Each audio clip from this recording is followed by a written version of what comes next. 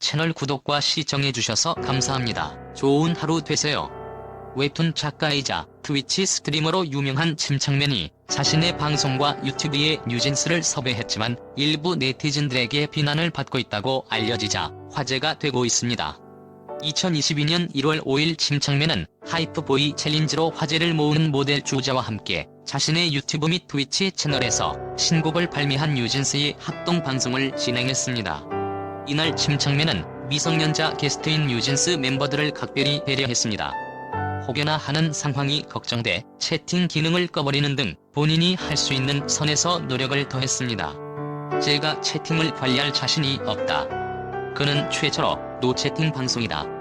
미안하다. 원래 보는 분들은 모르겠는데 억지로 이슈 만드는 사람들이 올 수 있어서다라고 설명했습니다.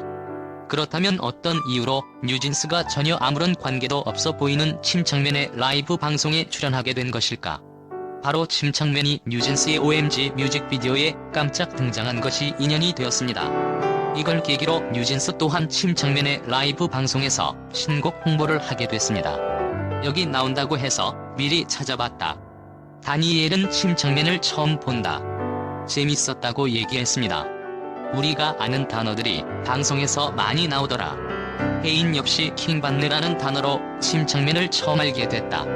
단어만 알고 있었는데 민지 언니가 말할 땐 출처를 정확히 알고 써야 한다라고 하더라고 말했습니다. 인터넷 라이브 방송이 처음이라는 뉴진스를 자신의 방송 게스트로 모시게 된 침착맨. 그는 OMG 촬영 당시를 회상하며 뮤직비디오 찍을 시기에 제 생일이었다. 너무 감사했다. 그때 뉴진스에게 생일 축하를 받았다. 사실 생일 축하를 뉴진스가 해줬다는 자체가 동네방네 소문내야 할 일인데 너무 호들갑 떠는 것 같아서 그러진 않았다며 넌지시 고마움을 전했습니다. 또 주제는 원곡자 뉴진스 앞에서 하이프보이 특별 공연도 선보였습니다. 멤버들의 환호를 받은 그는 춤을 제대로 배운 시간보다 하고 다닌 시간이 많다. 어떤 라디오에서 이 얘기를 했는데 하이브에서 내용 증명이 날아올 수도 있으니 그만하자고 했었다. 어쩔 수 없이 한 거다라며 부끄러워했습니다. 근데도 시키더라. 이렇게 화기애애한 분위기 속 뉴진스와의 만남을 마친 침착맨 라이브 방송이었지만 몇몇 누리꾼들의 반응은 굉장히 뜻밖이었습니다. 방송 중간 그리고 이후 일부 SNS 온라인 커뮤니티에선 침착맨 뉴진스 나온 라이브 화면 구도가 룸살롱에서 도우미 셀렉하는 느낌이라 보기 거북했다. 아저씨들의 본인이 호감형 아저씨라고 생각하는지 모르겠네요. 침착맨 포함 다들 자기 객관화가 안 되는 건가?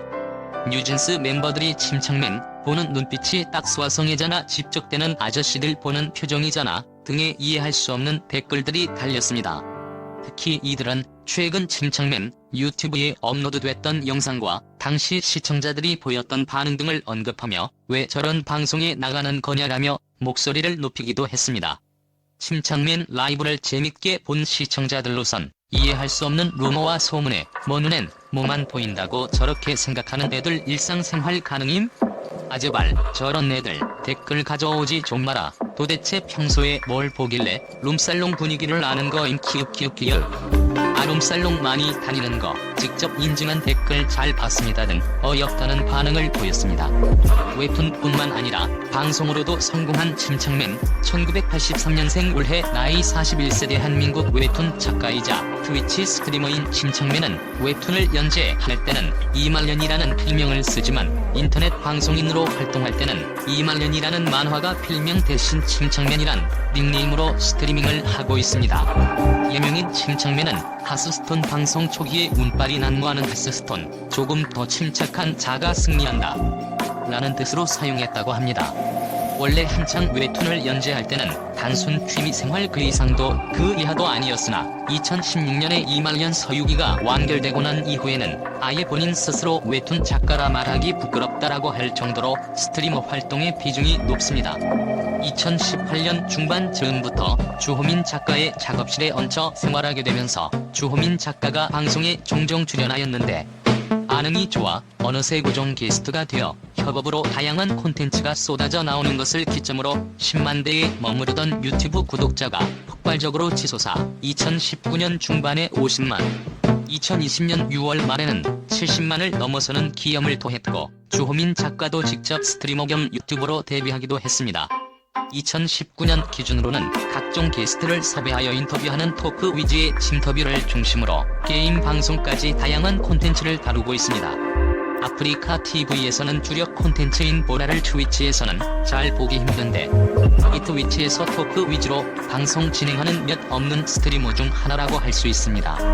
또한 MBC, SBS에서 방송을 진행한 경력, 인맥 등을 살려서 방송국에 밀리지 않는 섭외 능력을 보여주고 있으며 TV에 잘 나오지 않는 게스트들도 나오곤 합니다.